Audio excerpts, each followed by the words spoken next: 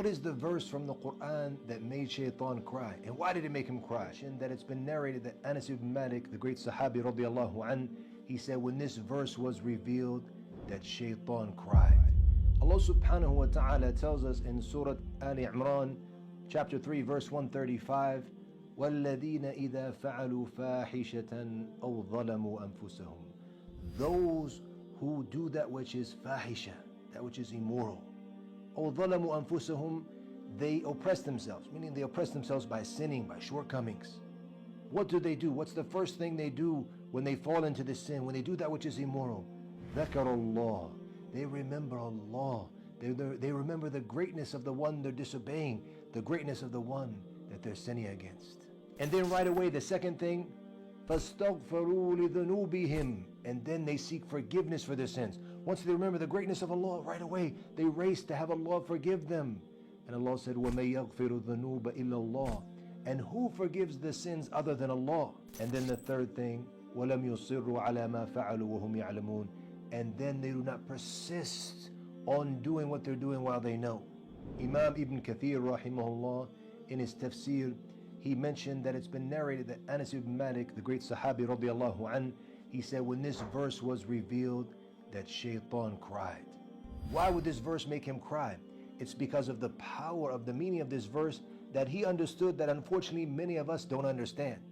If you look at the verses which came before this verse, Allah is describing the muttaqeen, those who are striving to have Allah forgive them and striving to enter into the Jannah. But it's natural that even if you have a high level of iman, that you're going to sin. That's why the Prophet ﷺ told us in the hadith, كُلُّ بَنِي آدَمْ خَطَّاء وَخَيْرَ الْخَطَّائِينَ التَّوَّابُونَ. That all of the children of Adam, that they make mistakes, that they have sins. And the best of those who sin are the tawwabun, the ones who are constantly repenting. In this verse, when Allah is describing the muttaqeen, He says, if they do that which is fahisha, that which is immoral, this is something could be big. أَوْ ظَلَمُوا أَنفُسَهُمْ. Or if they sin, that could be at different levels. So just because he's from the muttaqeen, he's from the pious, doesn't mean he's not going to fall. But what makes him unique and what makes him special is that right away, once he falls into that, and Shaytan got him, that he ذَكَرَ Allah, he remembers Allah. Then right away, فَاسْتَغْفِرُوا لِذُنُوبِهِمْ. Then he seeks forgiveness for his sins. And then the third thing, وَلَمْ يُصِرُّوا. That they're not persistent on doing those sins. And that he is not persistent, meaning he's not constantly doing that sin. Therefore, when Shaytan understood this, he realized there's no way for him to be successful in taking the muttaqeen with him to Jahannam, because of the greatness of Allah in their hearts, first of all. So once they sin, they remember Allah.